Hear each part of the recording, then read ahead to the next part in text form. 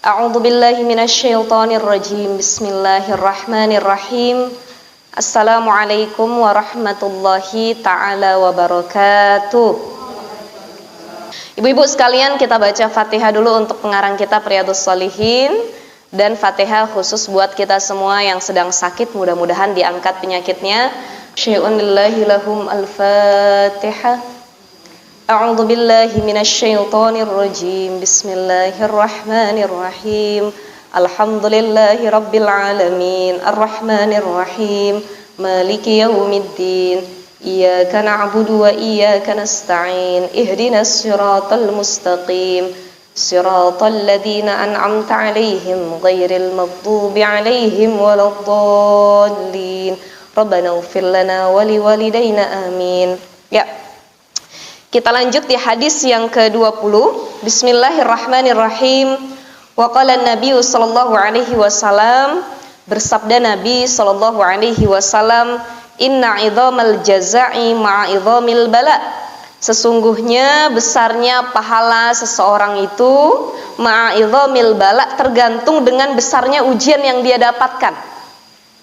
Jadi kalau kita diuji oleh Allah Subhanahu wa taala dengan ujian yang luar biasa, bisa jadi ya, pahala yang kita dapatkan, rahmat yang kita dapatkan dari Allah itu lebih besar dibanding orang-orang di sekitar kita.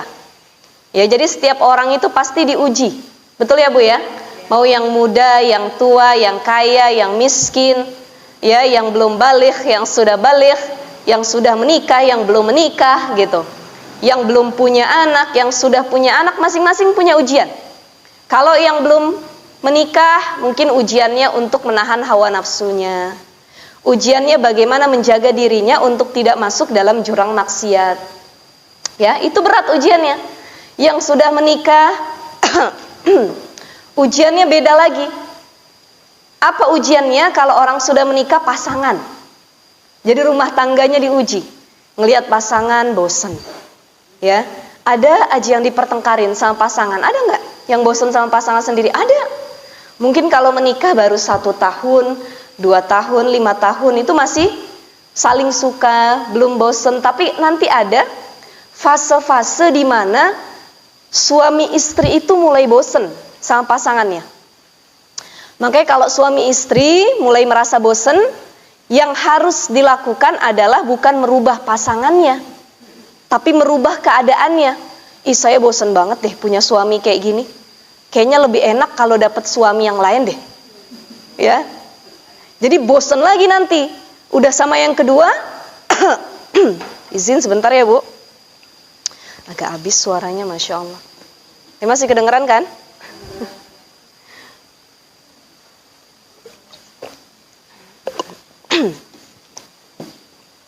Ya. Ini kalau udah begini modelnya, nggak boleh kena es, nggak boleh kena gorengan, nggak boleh kena minyak gitu ya.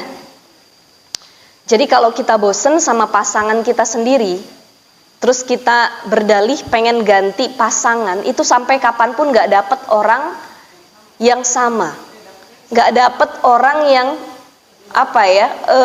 memuaskan kita dalam segala hal. Mau kita ganti berapa kali? Bosen udah nikah 5 tahun bosen, ganti lagi. Nikah baru setahun bosen, ganti lagi. Ada orang yang kerjaannya kawin cerai. Sampai kapanpun bosen itu nggak pernah hilang. Jadi kalau kita bosen sama pasangan, yang diganti itu bukan pasangannya, tapi keadaannya. Jadi kalau kita bosen, kok sama suami kerjaannya gini-gini aja ya. Kok sama suami setiap hari kayak gini aja yang dilakukan, maka kita harus ganti keadaan. Yang biasanya sama suami itu ya cuman tatap-tatapan, nyiapin makanan, ngobrol tiap hari, nonton TV bareng.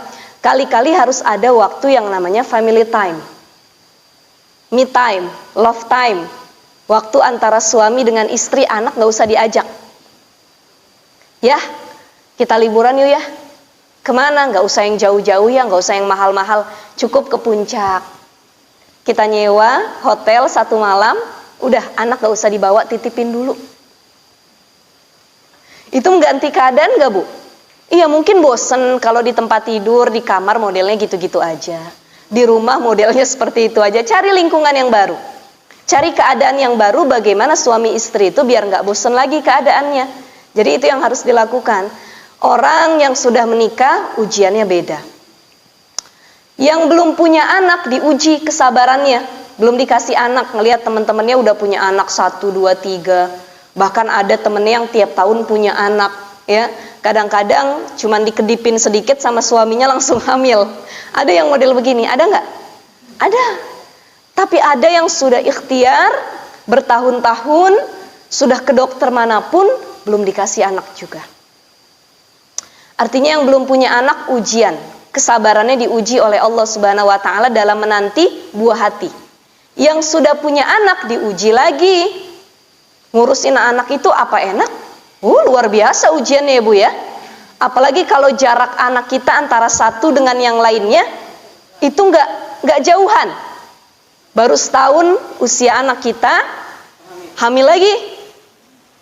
Ya, kalau bahasa kitanya itu kesundul disebutnya. Jadi anaknya belum sampai usia 2 tahun, kitanya sudah hamil lagi. Itu ujiannya berat. Bagaimana kita bisa sabar mengurus anak kita, bagaimana sabar mendengar tangisannya, bagaimana sabar mendengar tantrumnya. Anak kalau udah tantrum luar biasa, pengen mainan gak diturutin, kadang-kadang guling-gulingan di tempat umum. Ini sabar orang tua.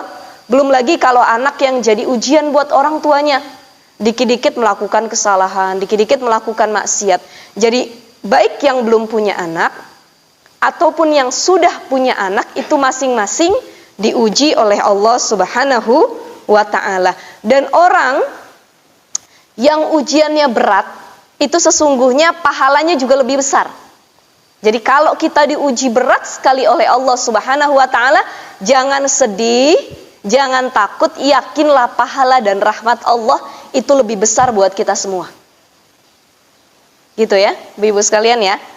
Wa innallaha ta'ala, sungguhnya Allah ta'ala, idza ahabba qauman, kalau Allah mencintai suatu kaum, ibtalahum, Allah bakal menguji mereka. Jadi salah satu bukti cinta Allah kepada hambanya dengan diuji kita. Kalau ada manusia tidak diuji oleh Allah Subhanahu wa ta'ala, bisa dipastikan Allah tidak cinta kepada hamba tersebut. Ada orang-orang yang kena istidraj. Kita pernah bahas ya Bu ya. Istidraj itu adalah orang yang dikasih kenikmatan duniawi padahal dia sholat nggak pernah, deket sama Allah nggak pernah, kerjaannya tiap hari maksiat, tapi hartanya banyak, jabatannya tinggi, popularitasnya luar biasa, pengen beli apa kebeli, istri cantik, suami ganteng, anak banyak, keluarga happy, tapi padahal ngaji nggak pernah, sholat ditinggalkan, dekat sama Allah, zikir, ingat nggak pernah.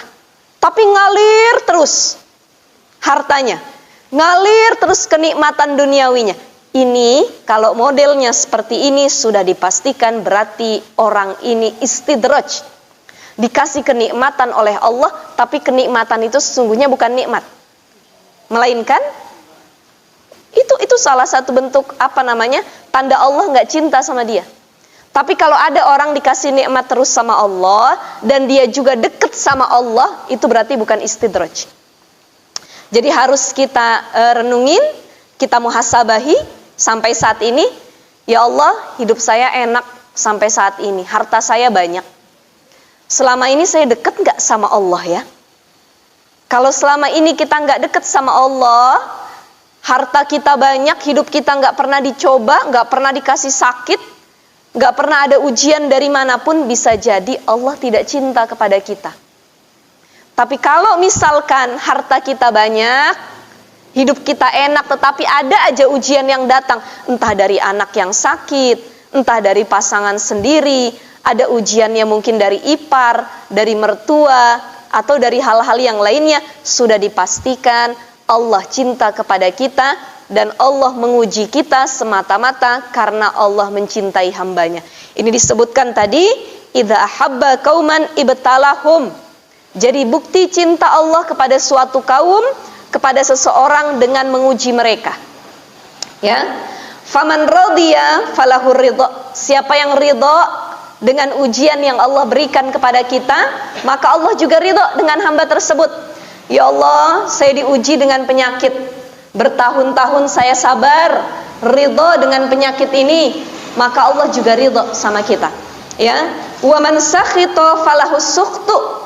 Siapa yang murka dengan ujian Allah, maka Allah juga murka. Jadi salah satu bentuk menerima ujian Allah itu dengan ridho apapun yang terjadi kepada kita. Ujian kan banyak bentuknya ya Bu ya. Ditinggal orang yang kita sayang itu ujian. Hilangnya harta benda itu ujian. Ya. Banyak hal sebenarnya yang Allah kasih, Allah uji buat kita. Tinggal kita mau jadi orang yang mana? Yang dapat murkanya Allah atau dapat ridhonya Allah Subhanahu wa ta'ala. Rawahu Tirmizi wa qala hadisun hasan. Ini hadis hasan. Nah, kita beralih ke hadis selanjutnya. Ini kisah yang luar biasa. Wa an Anas radhiyallahu an, dari Anas radhiyallahu an qala, ia berkata, kana ibnu li Abi Talha radhiyallahu an yashtaki. Abu Talha itu punya anak ya yang sedang sakit. Fa kharaja Abu Talha, maka Abu Talha itu keluar dari rumahnya. Faqubidas sabiyu. Di sini disebutkan kemudian ketika Abu Talha ketika Abu Talha itu pergi, ternyata faqubidas sabi, anaknya meninggal dunia. Jadi Abu Talha ini salah satu ayah yang sangat perhatian terhadap anak-anaknya. Salah satunya kalau dia mau pergi kerja, mau berdagang, mau ke masjid, itu dilihat dulu kondisi anaknya. Ada banyak laki-laki kadang-kadang yang gak aware sama anaknya Bu. Gak usah deh pas anaknya sakit. Kadang-kadang anaknya baru lahir, itu bangun malam, ada laki yang gak bangun sama sekali. Mungkin kalau ibu-ibu suaminya insya Allah perhatian semua ya. Ini yang bangun istrinya tiap malam. Ada laki-laki yang sama sekali ngedenger suara anaknya itu gak bangun sama sekali. Tapi kalau perempuan ini pekanya luar biasa, tinggi sekali. Gak usah nangis, anaknya bergerak dikit itu baik, kadang-kadang kita bangun Bu. Oh udah kelihatan nih bergeraknya, kadang-kadang dia pup, buang air ataupun yang lainnya.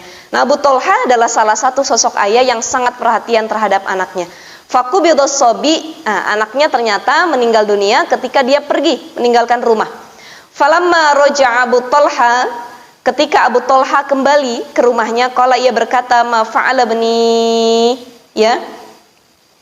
Bagaimana kondisi anak kita? Qalat Ummu Sulaim. Berkata Ummu Sulaim istrinya. Jadi saya kisahkan dulu. Ummu Sulaim ini adalah istrinya Abu Talha. Abu Talha asalnya adalah orang yang non-muslim. Dia golongan kafir Quraisy ketika itu. Ummu Sulaim ini termasuk as-sabiqunal awwalun, salah satu wanita yang masuk Islam pertama kali dulu. Dia punya suami namanya Malik bin Nadhr. Nah dari pernikahan dia dengan Malik bin Nadhr, itu ketika mereka menikah Ummu Sulaim belum masuk Islam, suaminya pun masih dalam keadaan kafir.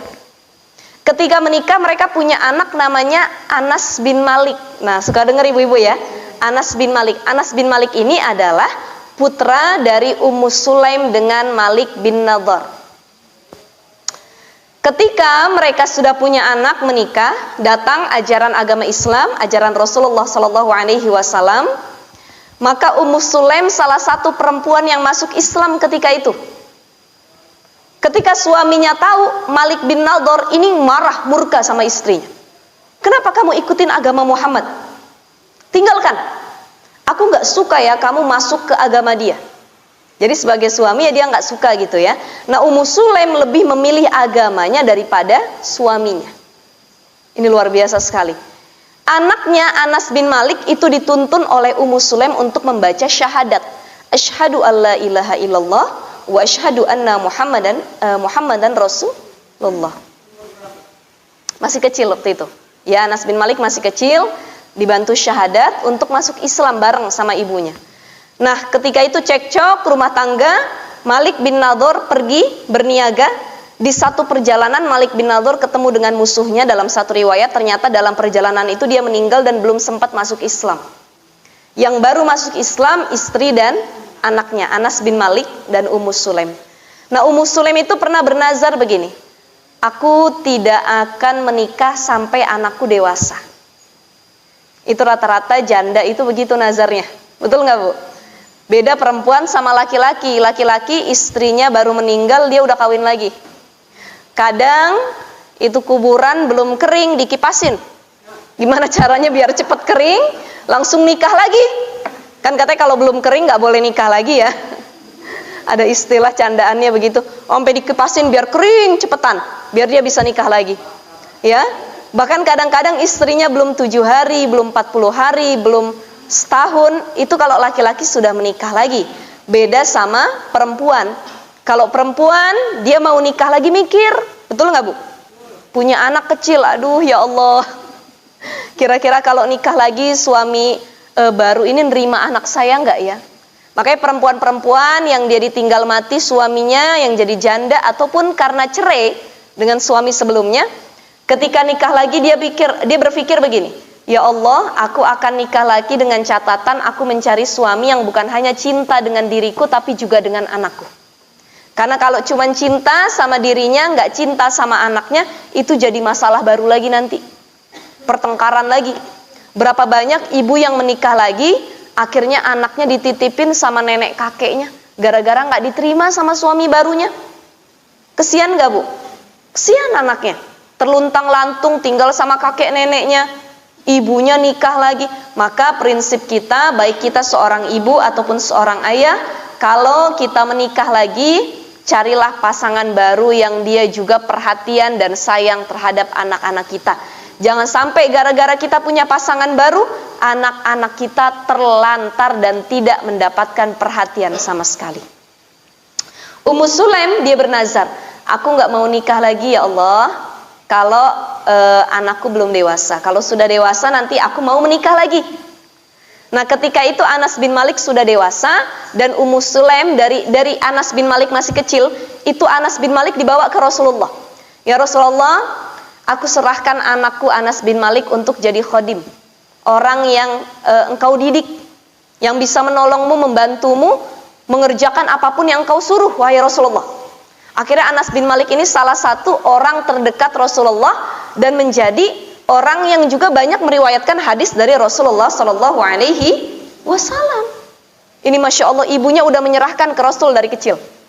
Nah, ketika Anas sudah besar, mulai banyak tuh, dari kecil aja banyak yang lamar ibunya, Ummu Sulaim, tapi nggak diterima. Ketika Anas sudah besar, Ummu Sulaim mulai membuka hati, membuka jalan bagi orang-orang yang ingin melamarnya. Karena Ummu Sulaim terkenal salah seorang perempuan yang cerdas, yang pintar, yang soleha, yang taat beragama. Banyak laki-laki yang suka dengan Ummu Sulaim. Nama aslinya Rumaisa. Ummu Sulaim itu nama kunyah, sebutan ya. Nama aslinya Rumaisa. Nah, ketika itu Ummu Sulaim disukai oleh Abu Tolha. Abu Tolha ini salah seorang pedagang kaya di zaman Rasulullah. Tapi saat itu dia belum masuk Islam, masih non-muslim. Nah, makanya pernikahan Abu Tolha dengan Ummu Sulaim ini sangat-sangat terkenal. Kenapa? Karena maharnya syahadat. Ketika itu dia datang kepada Ummu Sulaim, tapi ditolak oleh Ummu Sulaim. Aku tidak bisa menerimamu. Abu Tolha bingung. Kenapa dia nggak bisa menerima aku? Aku orang yang kaya, punya harta banyak, pedagang yang luar biasa. Sampai datang yang kedua kalinya, Ummu Sulaim mengatakan, oh iya, siap-siap. Sampai datang yang kedua kalinya, Ummu Sulaim mengatakan, aku akan menerimamu jika engkau rela untuk masuk Islam dan maharku yaitu dengan keislamanmu.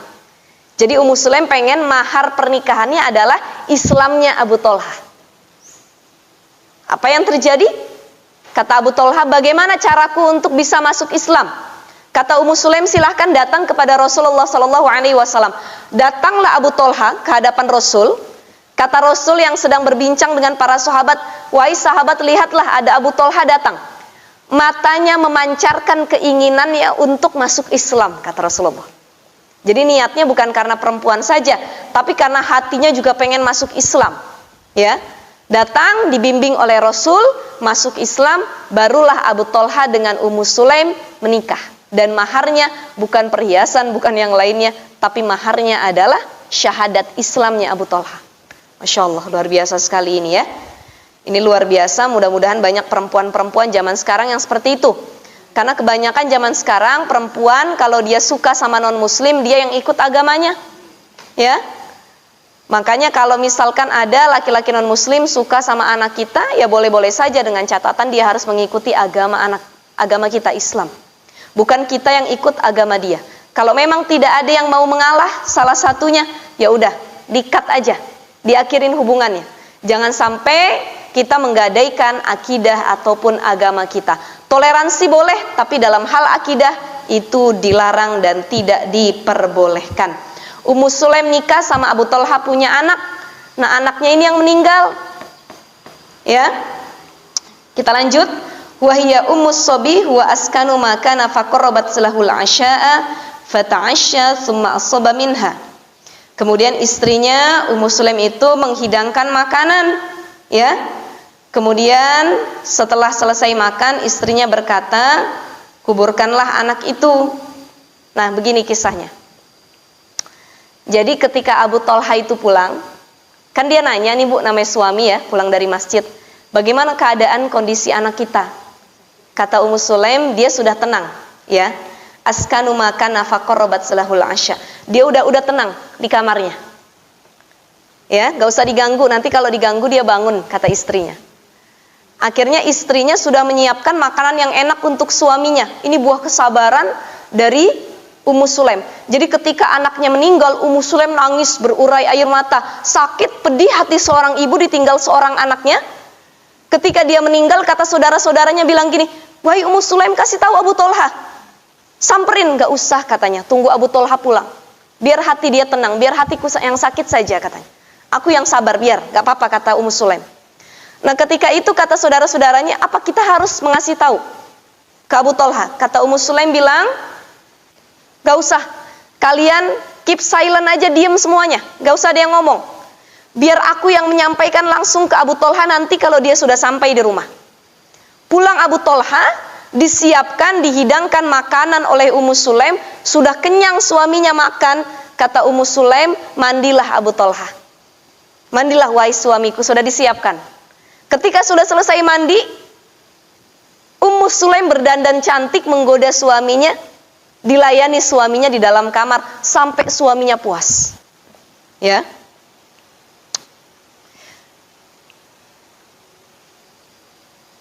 Jadi ini salah satu bentuk kesabaran dari Ummu Sulaim. Luar biasa ibu. Kalau saya tanya sama ibu-ibu sekalian ya, misalkan anak kita meninggal, suami kita pulang, apa yang kita lakukan? Langsung, abang, anak kita begini. Nggak usah anak kita meninggal lah, sakit aja ya. Kita kadang-kadang meraung-raung, suami kita lagi kerja, pulang sekarang, pulang, anak kita sakit, buruan. Nah ini tidak dengan Ummu Sulaim. Ummu Sulaim anaknya sudah meninggal, tapi apa yang terjadi? Dia bisa menahan kesabarannya. Dia tutupi air matanya, dia berdandan yang cantik, dia melayani suaminya. Baru ketika suaminya sudah puas dalam segala hal, sudah dilayani oleh dirinya, istrinya mengatakan kepada suaminya begini, "Wahai Abu Talha, andai kata ada sesuatu yang dititipkan oleh Allah kemudian diambil lagi, apakah harus dikembalikan?" "Iya dong," kata Abu Talha. Sebagai manusia kalau kita dititipkan sesuatu ya kita harus mengembalikan hal tersebut, gitu. Ya. Nah, andai kata kalau misalkan kita nih punya titipan dari Allah kemudian Allah ambil, kita harus ridho atau enggak? "Ya," kata suaminya. "Wahai suamiku," kata Ummu Sulaim, "sesungguhnya anak itu adalah titipan. Dan anak yang dititipkan Allah kepada kita itu telah meninggal dunia."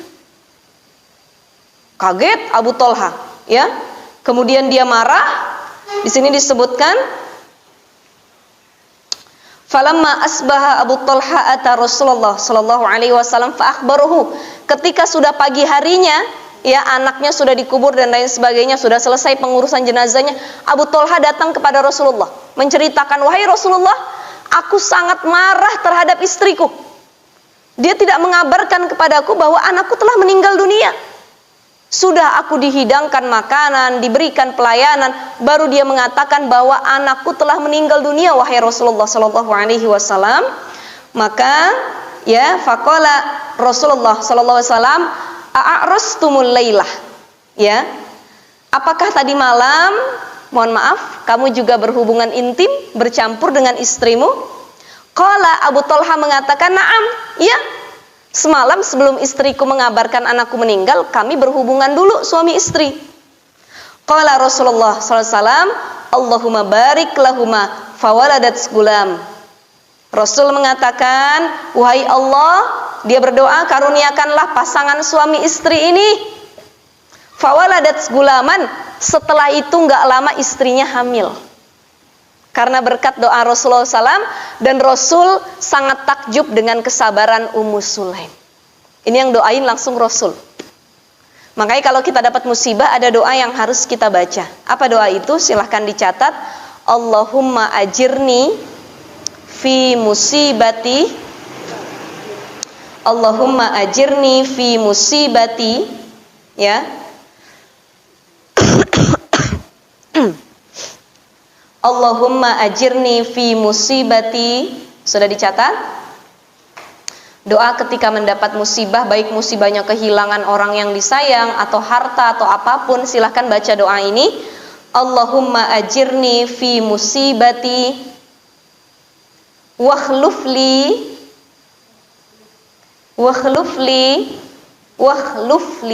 pakai kha ya. Wakhlufli. Allahumma ajirni fi musibati wakhluf pakai fa. Wakhlufli khairam minha. Ya, khairam minha.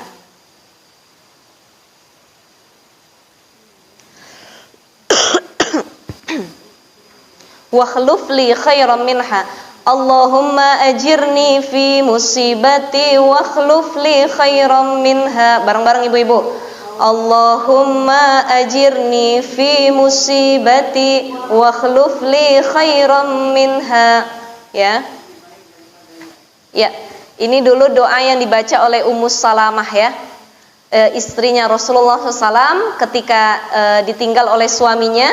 Suaminya juga orang yang baik, orang yang soleh, mati di medan perang. Ternyata dia baca doa seperti ini dan digantikan suami yang baru dengan Rasulullah Sallallahu Alaihi Wasallam. Dapat suaminya nggak kaleng-kaleng, bukan yang lain-lain, nggak lebih, maksudnya derajatnya tidak di bawah suaminya yang dulu, tapi malah lebih tinggi dari suaminya yang terdahulu. Langsung dikasih oleh Allah penggantinya Rasulullah Sallallahu Alaihi Wasallam. Maka ibu-ibu di sini kalau yang udah mungkin nggak ada suaminya, baca doa ini. Insya Allah digantikan lagi. Digantikan lagi nanti dengan yang lebih baik ya. Lebih solih, lebih baik, lebih pengertian, lebih setia insya Allah. Allahumma ajirni fi musibati wa khlufli khairam minha. Ya Allah, berilah pahala dengan musibah yang menimpa terhadap diriku ya, dan gantikanlah bagiku dengan sesuatu yang lebih baik daripada hal tersebut ya. Hal yang meninggalkan kita, hal yang kita kehilangan terhadap hal tersebut. Jadi minta sama Allah dikasih yang lebih baik lagi, baik itu harta, pasangan, jabatan ataupun yang lainnya, minta yang terbaik oleh Allah Subhanahu wa ta'ala. Berkat kesabaran dari Ummu Sulaim, alhamdulillah apa yang terjadi, Allah gantikan, diberikan lagi Ummu Sulaim kehamilan dan dia dapat anak. Makanya punya anak dari suami yang terdahulu, satu Anas bin Malik, yang kedua adalah anak yang keduanya ini juga ditahnik oleh Rasulullah Sallallahu Alaihi Wasallam. Ya, fawaladat gulaman faqala li Abu Talha. Ya, Abu Talha mengatakan, ihmilhu hatta ta'ti bihin Nabi. Ya, kalau anak itu nanti lahir, langsung bawa ke Nabi Sallallahu Alaihi Wasallam. Wa ba'asa ma'ahu bitamarat. Dan Abu Talha ketika bawa anaknya ke hadapan Rasul itu membawa 1 biji kurma, ya. Dan disinilah Rasulullah mentahkik ya. Ya, jadi mentahkik itu adalah Rasulullah makan, ngunyah kurmanya, dikeluarin, kemudian dimasukin ke mulut anaknya itu ya, ke langit-langitnya ya. Jadi ditaruh ke area mulut ataupun langit-langit anak tersebut. Masya Allah, ini yang langsung tahnik Rasulullah. Kita kalau ditahnik oleh guru, ulama, kiai aja senangnya bukan main. Ini yang tahnik langsung Rasulullah Shallallahu Alaihi Wasallam.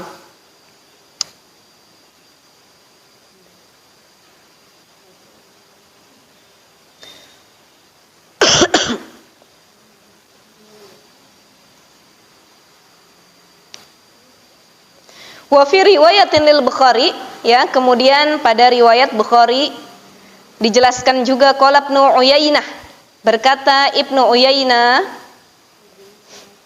faqala, ia berkata, rajulun minal ansor, ya, ada seorang sahabat dari Ansor, faroaitu tis'ata auladin, maka aku melihat ada 9 anak, ya, kulluhum, mereka semua qad qara'ul Qur'ana, sudah menghafal Quran, gitu ya. Yakni min auladi Abdullah al-Maulud. Salah satu dari 9 anak yang hafal Quran itu adalah Abdullah. Abdullah itu tadi anaknya Abu Tolha dengan Ummu Sulaim. Ini salah satu keberkahan tahnik yang dilakukan oleh Rasulullah SAW, dan anak ini juga lahir karena doa yang dipanjatkan oleh Rasul kepada Allah Subhanahu wa ta'ala, ya. Jadi salah satunya itu adalah Abdullah, anaknya Abu Tolha dan Ummu Sulaim. Sampai sini ibu-ibu ada pertanyaan? Yaitu untuk mencari keberkahan, gitu ya. Itu disunahkan, iya, disunahkan. Jadi kita kalau misalkan punya anak, kita tahnik datang ke orang-orang solih, misalnya habaib, kiai, ustadz, ustazah, guru-guru, ulama, kita minta keberkahannya. Kan dari mulut ulama, orang alim itu kan banyak sekali ilmunya. Jadi kita ambil keberkahannya itu. Sunnahnya seperti itu, karena Rasul mencontohkan bagaimana kesunahan ketika anak lahir itu ditahnik dari mulut orang yang solih. Ini kan salah satu sunnahnya Rasul. Jadi kalau kita punya anak dan kita punya guru, datang ke guru kita, bawa anak kita. Izin Ustadz, izin Pak Kiai, izin Ustazah, ini ada kurma. Tolong dimakan sedikit, dikunyah, baru kurma tersebut dimasukin ke dalam mulutnya sang bayi itu. Ya, jadi seperti itu cara tahnik yang diajarkan oleh Rasulullah SAW untuk mendapat keberkahan. Kita berharap mudah-mudahan anak kita itu bisa kayak ulama yang kita minta tahnik ini. Ya, keberkahannya dapat. Ya. Nah itu, tapi ya kita ikhtiar saja, mudah-mudahan kebaikannya bisa diambil, gitu ya. Ada pertanyaan lagi ibu-ibu? Baru lahir lebih bagus, tapi kalaupun anak kita sudah besar itu juga nggak apa-apa. Misalkan sudah balita atau dia sudah usia 1 tahun 2 tahun, ya, bayi itu juga nggak apa-apa. Nggak harus baru lahir. Misalkan kita baru ketemu guru pas dia usia 1 tahun, tolong dong Pak Kiai, ini ditahnik anak kita. Boleh-boleh saja, tapi memang sunnahnya adalah ketika baru lahir atau masih bayi, itu langsung dibawa ke ulama ataupun guru. Itu ya. Ada lagi pertanyaannya ibu-ibu?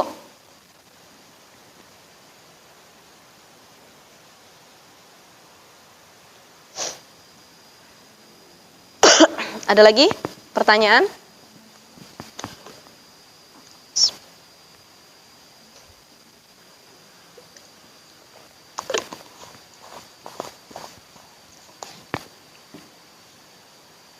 Silahkan. Jadi ini salah satu bentuk kesabaran, ya. Kalau kita belum tentu sabar, ya Bu. Jadi ibu, ya, anak sakit aja udah ngeraung-raung kadang-kadang. Terus apalagi kalau misalkan anak kita meninggal dunia, belum tentu kita bisa sesabar Ummu Sulaim.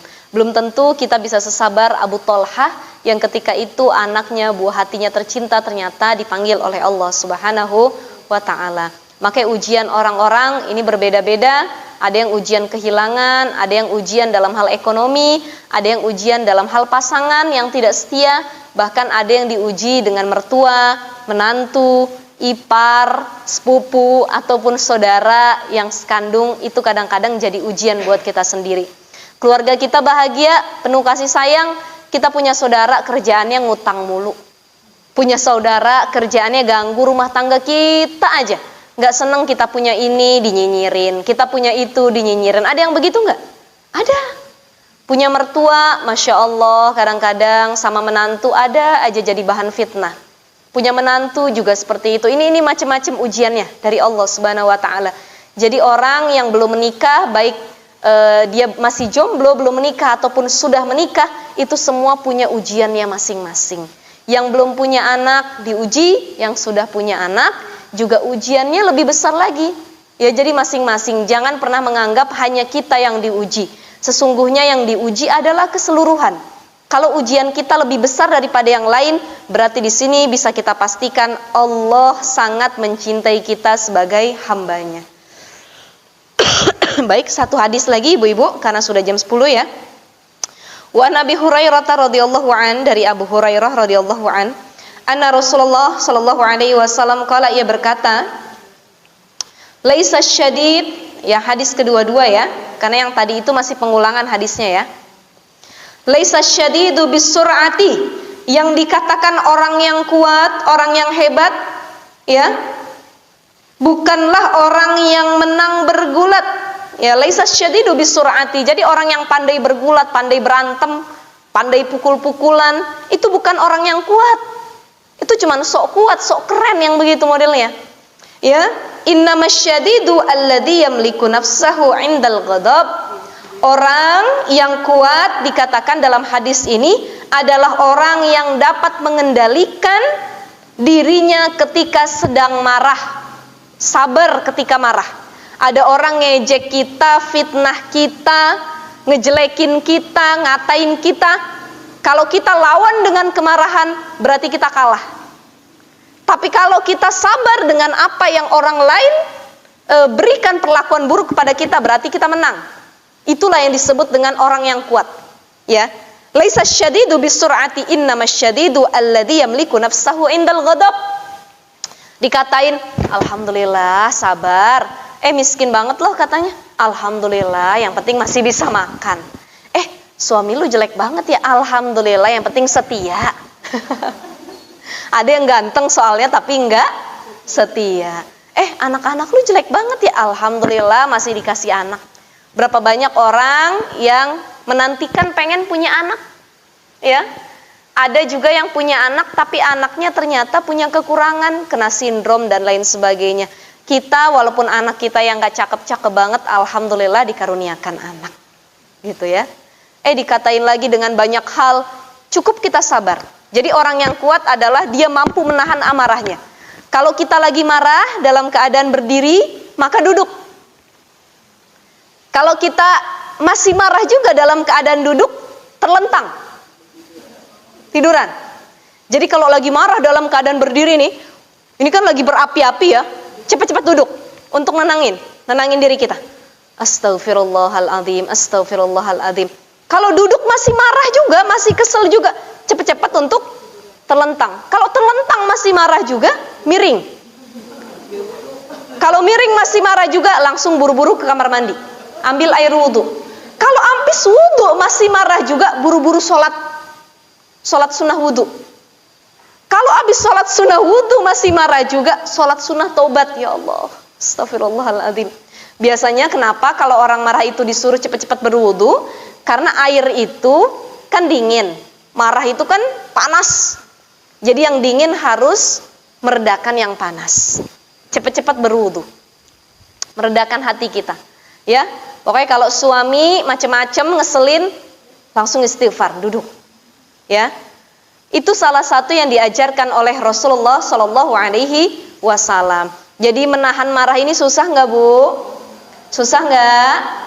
Kadang-kadang kita perempuan yang lebih buruknya lagi, kalau sudah marah yang keluar dari mulut itu adalah perkara-perkara yang buruk.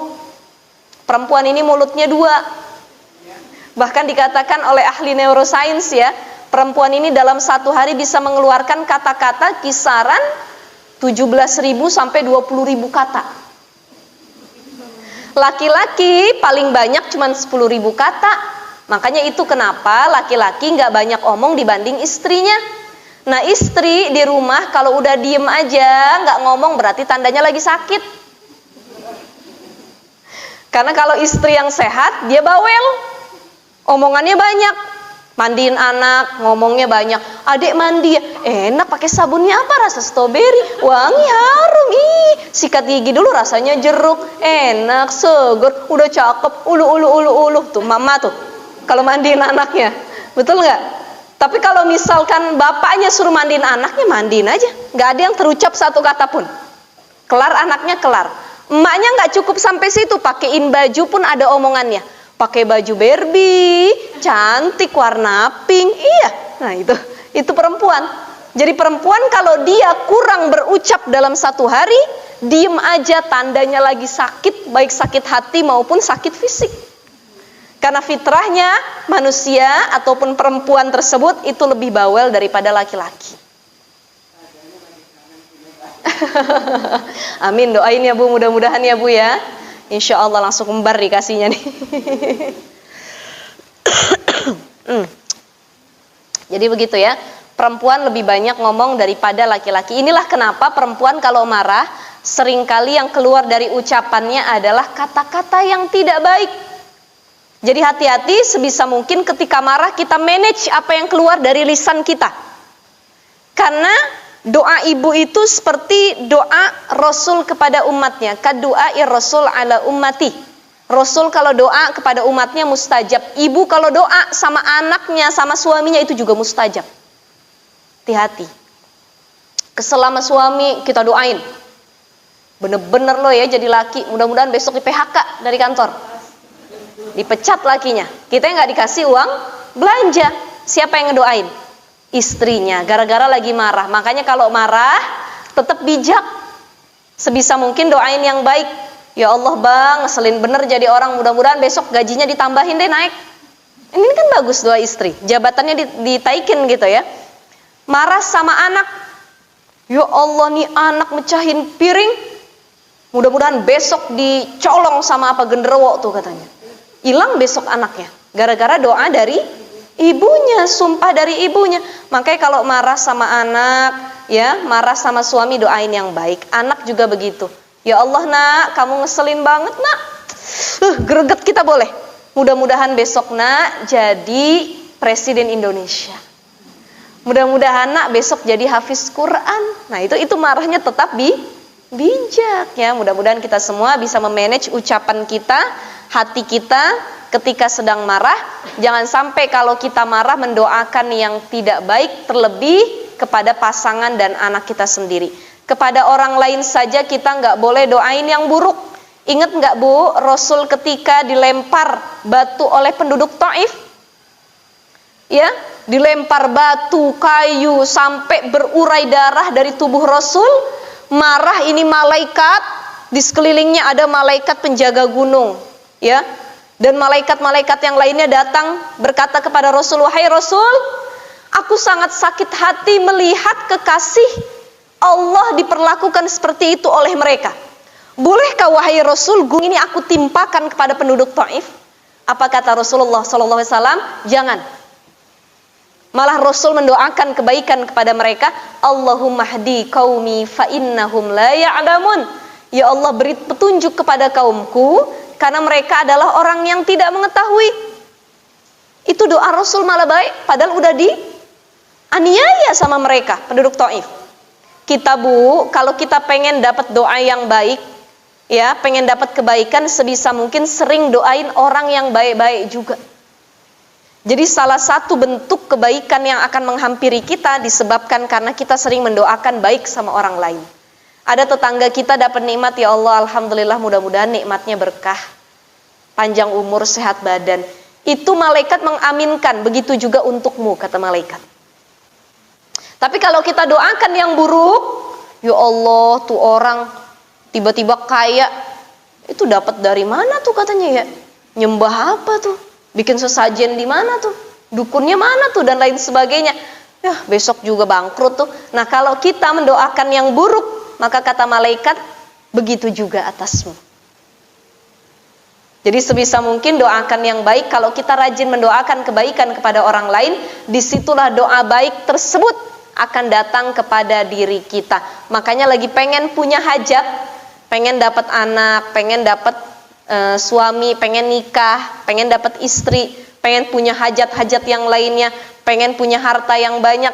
Yang paling penting adalah banyak minta doa sama orang-orang di sekeliling kita, berdoa yang tiada henti kepada Allah Subhanahu wa taala, dan sering doain kebaikan sama orang lain, maka kebaikan itu akan memudahkan kita untuk terkabul hajat-hajat kita kepada Allah Subhanahu wa taala. Amin ya rabbal alamin. Jadi orang yang kuat itu apa Bu tadi? Orang yang bisa mengendalikan dirinya ketika sedang marah. Jangan sampai marahnya kita bisa melukai orang lain baik dari ucapan maupun tindakan. Berapa banyak orang gara-gara marah yang sesaat akhirnya bisa menghilangkan nyawa orang lain. Kesel sama istrinya, kesel sama suaminya, istrinya dibunuh, suaminya dibunuh. Belum lama apa kasus apa Sambo? Aduh, saya kemana-mana dari kemarin orang ngomong Sambo aja ya. Ketemu ayah saya yang diomongin Sambo, ketemu abang saya yang diomongin Sambo, ketemu jamaah yang diomongin Sambo, ustazah. Aduh, masya Allah, ini Sambo lagi naik daun kayaknya ya Bu ya. Sambo marah sedikit, hilang nyawa orang lain tuh ya. Ya kita doakan mudah-mudahan dapat keadilan ya dari korbannya Bu. Jangan sampai marah kita menghilangkan nyawa orang lain, apalagi pasangan kita sendiri. Berapa banyak istri yang dimutilasi sama suami? Ada nggak? Banyak nggak beritanya? Gara-gara suami cemburu, gara-gara masalah sepele istrinya dimutilasi, istrinya dibunuh, ada yang dimasukin dalam koper, dibuang ke sungai. Ya, itu kayaknya akalnya udah hilang, benar-benar hilang, dikuasai oleh setan itu, nafsunya udah memuncak. Baru dia sadar kalau dia punya anak, ya bisa diperbaiki. Jadi jangan sampai kita menghilangkan nyawa orang lain, jangan sampai KDRT, apalagi menyakiti orang lain dari ucapan kita. Na'udzubillahi min zalik. Insyaallah di kajian selanjutnya kita akan bahas hadis yang ke-23 ya. Ya, hadis yang ke-23 dan lain sebagainya. Ini juga masih tentang bab sabar ya, bagaimana kita harus mengamalkan sifat sabar dalam keadaan apapun. Itu nanti dicontohkan oleh Rasulullah SAW dalam hadis ke-23, ke-24 dan lain sebagainya. Hari ini kita belajar dari kisah Abu Thalhah dan Ummu Sulaim yang kehilangan anaknya, tapi berkat kesabaran dan keridhoannya ya, dengan ujian yang Allah timpakan kepada mereka, alhamdulillah Allah gantikan dengan anak yang solih, Abdullah, dan dia salah satu menjadi golongan Ansor yang hafal Quran 30 juz di antara 9 orang yang disebutkan tadi. Mudah-mudahan ibu-ibu yang sedang diuji, kita semua diberi kesabaran oleh Allah Subhanahu wa taala. Allah panjangkan umur kita, sehatkan badan kita, disabarkan kita dalam ketaatan, disabarkan kita dalam menahan diri dari kemaksiatan, karena sabar itu banyak bentuknya. Ada sabar ketika menjalani ketaatan, ngelaksanain sholat harus sabar nggak? Iya kan, padahal sholat cuma 5 menit, 10 menit kelar, tapi beratnya luar biasa, apalagi kalau sholatnya sholat isya, nonton sinetron.